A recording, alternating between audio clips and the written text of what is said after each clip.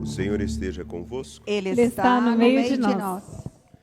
Proclamação do Evangelho de Jesus Cristo, segundo Marcos. Glória a vós, Senhor. Naquele tempo, começou Pedro a dizer a Jesus: Eis que nós deixamos tudo e te seguimos. Respondeu Jesus: Em verdade vos digo, quem tiver deixado casa, irmãos, irmãs, mãe, pai, filhos, campos, por causa de mim e do Evangelho, receberá 100 vezes mais agora durante esta vida. Casa, irmãos, irmãs, mães, filhos, campos, com perseguições. E no mundo futuro a vida eterna. Muitos que agora são os primeiros serão os últimos. E muitos que agora são os últimos serão os primeiros. Palavra da salvação. Glória a vós, Senhor. Podem se sentar, por favor.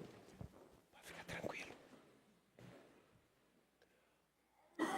Aos papais, às mamães que estão com as crianças, podem ficar tranquilos, podem deixá-los andar. Só não os deixem machucar. Eles podem tudo. Os adultos se controlam. Então pode ficar tranquilo, viu, pai? Não há nenhum problema, não. Podem ficar tranquilos. Quem não estiver prestando atenção em mim aqui é porque está com a atenção desviada, então é outra coisa. Os meninos estão bem, fiquem tranquilos. Beleza? Combinado? Eu gosto de falar isso sempre porque geralmente eu vejo os pais todos tão tensos assim. Ai, meu Deus, será que vai... Não, não vai ter nada. Podem ficar tranquilos. Tá? E os adultos, por favor, se comportem.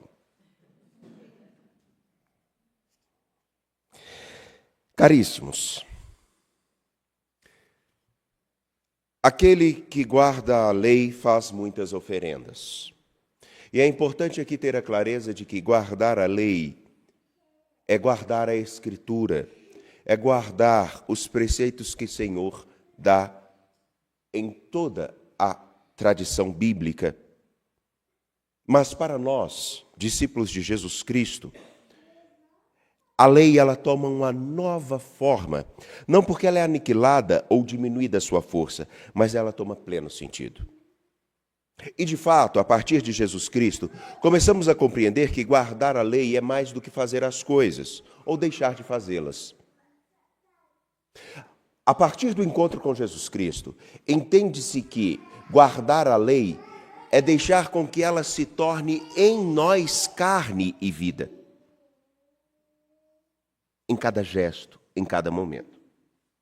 Pena que nós temos em nosso meio, ao longo de toda a história, aqueles que se preocuparam na transliteração da lei e não na execução do que ela inspira.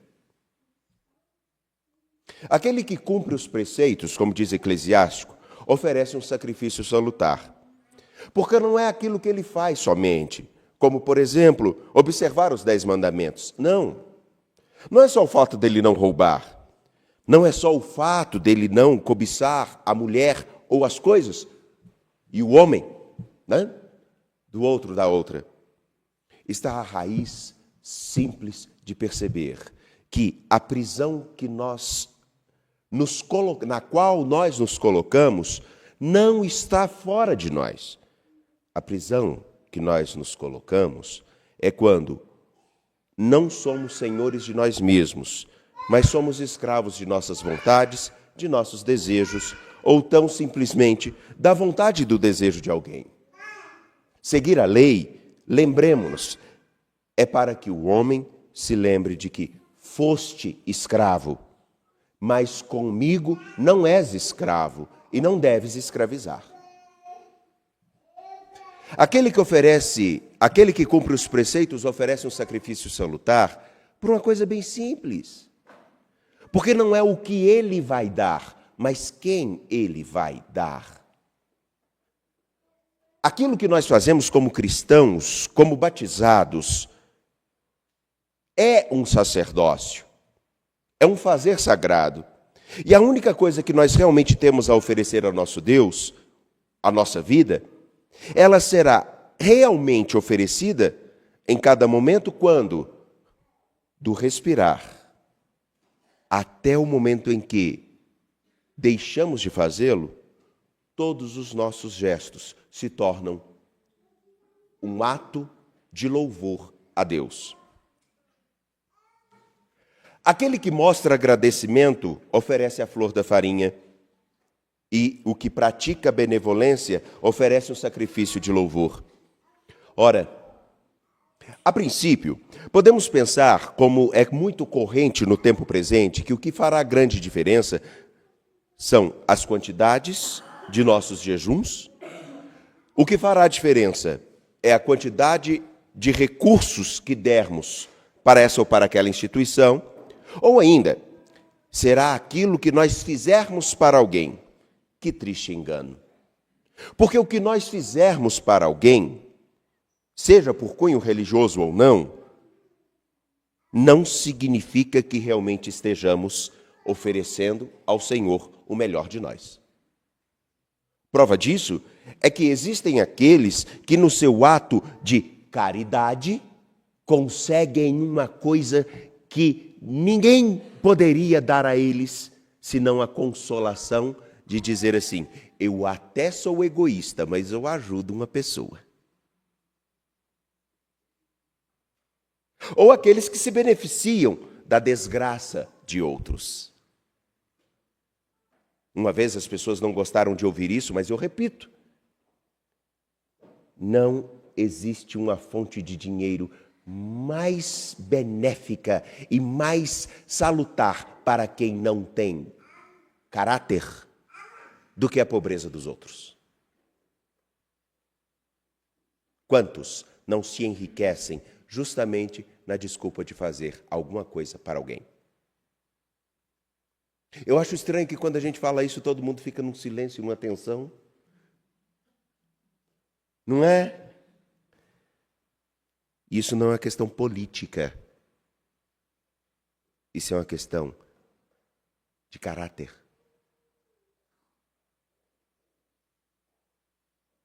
Aquele que é grato reconhece que o que tem, o que é, e que não pode ser retido com suas mãos, a vida, é uma graça tal que precisa dela cuidar muito bem. E cuidar dela é mais do que simplesmente mantê-la com o organismo que nós temos funcionando. O que agrada ao Senhor é afastar-se do mal. E o que aplaca é deixar a injustiça. Afastar-se do mal e deixar de praticar a injustiça, traduzindo, a injustiça é viver longe, distante, ignorando o que o Senhor ensina. Portanto, se aproxima do mal. Como assim? Caríssimo, vamos pensar assim, olha, uma coisa tão boba. Ontem nós tivemos uma situação no santuário onde um desgaste por uma pessoa que aqui chega, como muitas que aqui chegam, acham que podem fazer de tudo e parar de qualquer modo, e aí as nossas equipes têm que, inclusive, atuar, porque se você sobe numa pedra de 20 metros de altura, com um monte de ponta lá embaixo, e você cai, quem vai ter que socorrer você sou eu. E se você morrer, quem vai ter que dar a notícia sou eu. E eu não estou querendo dar notícia a ninguém que vai morrer, que morreu. Olha, o seu filho veio aqui hoje, aí ele veio passear, ele subiu numa pedra, morreu. Tá bem? É assim que funciona. E é interessante que aí nessas circunstâncias, a pessoa, por um ímpeto, seja ele qual for, ou porque está mal resolvida, porque tem gente que está mal resolvida nas suas questões, ou porque acha que porque chega em um determinado lugar, o mundo tem que reger conforme a sua boa vontade ou má, e chega alguém para impor limites, porque limites na vida existem e devem ser postos, ele tem a atitude de agressão. A outra pessoa que está para ser agredida, se ela entra na onda, o que acontece com ela?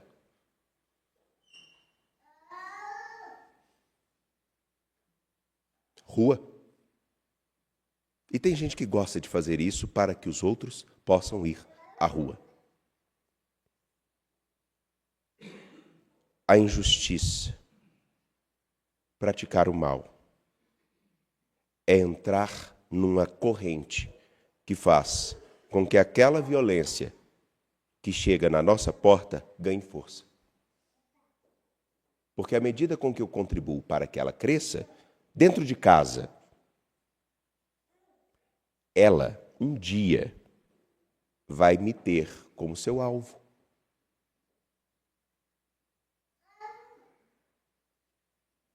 Afastar-se do mal e deixar a injustiça. Saber quem realmente é o Senhor. E apresentar ao Senhor não de mãos vazias. E aí é interessante porque o livro do Eclesiástico, na sua sabedoria, ele apresenta aquilo que realmente precisa ser oferecido ao Senhor nosso Deus, nossa história, nossa vida, como uma atitude de gratidão. Sou grato por aquilo que tenho, sou grato por aquilo que sou grato por aquilo que eu consigo construir, ou sou grato por aqueles que Ele me deu. Como as 3 crianças lindas que estão aqui.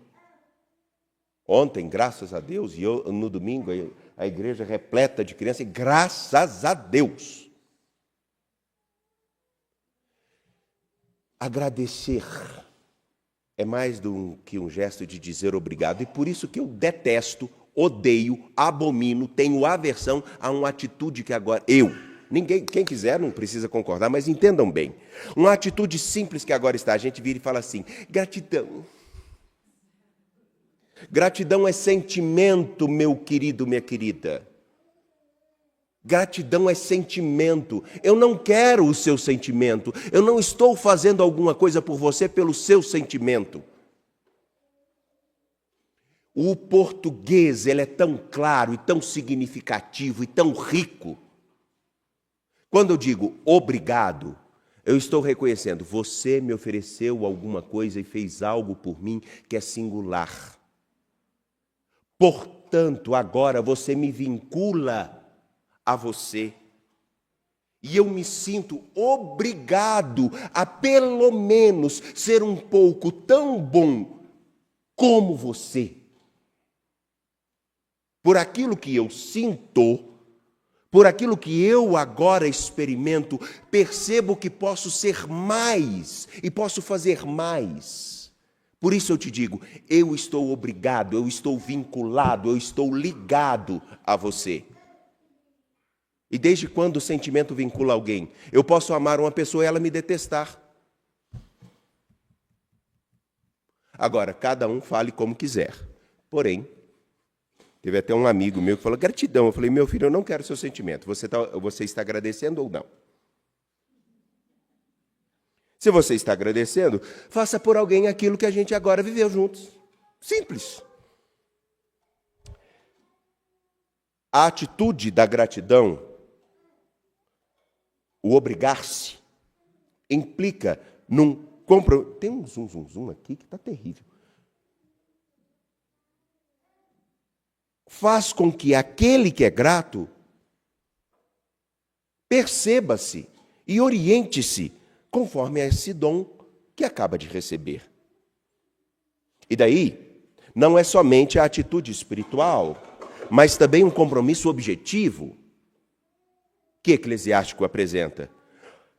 Não te apresentes na presença de Deus de mãos vazias, porque tudo isso se faz em virtude do preceito.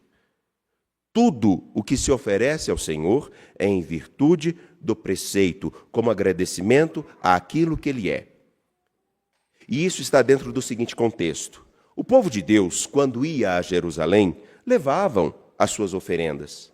O povo de Deus, quando colhia as suas primícias, ou faziam as suas colheitas, os primeiros e melhores frutos eram oferecidos ao Senhor no templo, como um gesto de generosidade, porque aquele lugar onde eu posso agradecer ao Senhor é o lugar que Ele também precisa de cuidados. O sacrifício do justo enriquece o altar, o seu perfume sobe ao Altíssimo. Ora, que seja o mínimo, mas dado dentro de uma atitude de gratuidade que se dê. Seu dízimo, sua oferta, sua contribuição com o tempo, que a sua atitude de crer seja marcada por um compromisso com aquele e com aqueles que também são gratos. Honra ao Senhor com coração generoso e não regateis as primícias que apresentares, como, por exemplo, vós sois capazes de dizer que a oferta que deve ser dada aos pais é corban, oferecida e deve ser oferecida ao templo. Aí vocês abandonam seus pais. Mas vocês são capazes também de nem oferecer o melhor que tendes, como aquela viúva que coloca 2 moedas no cofre. Vocês simplesmente, seja nas coisas, nos recursos ou no dia a dia, sempre encontrarão, pela ingratidão, a capacidade de dizer que o que deve ser oferecido ao Senhor não tem necessidade, porque Deus não precisa de dinheiro. E não é o dinheiro que nós estamos falando. Nós estamos falando, quando assim agimos, também de nós, porque nós não nos tornamos responsáveis por aquilo que significa um ato de ofertar num lugar com outras pessoas.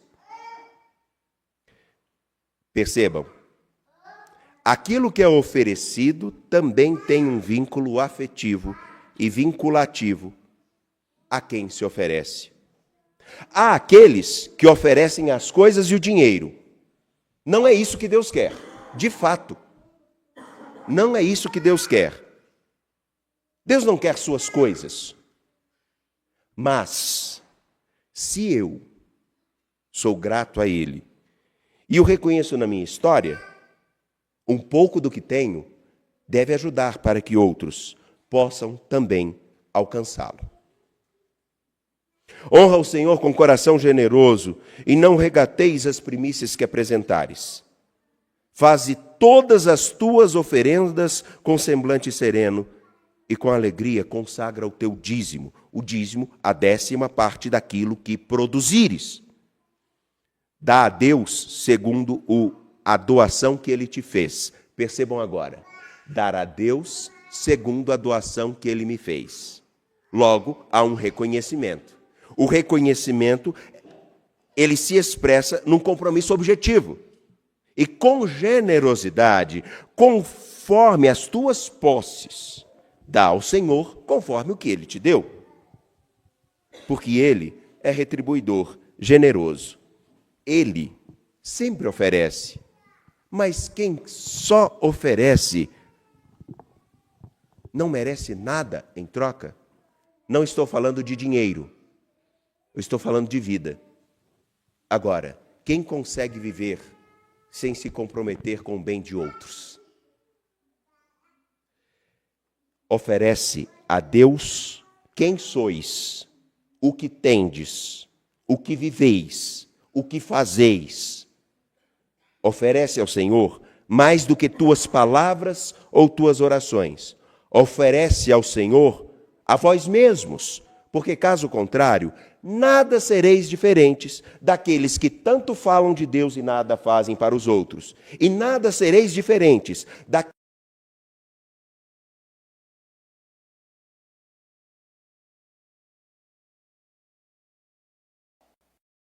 que elogia a Pedro?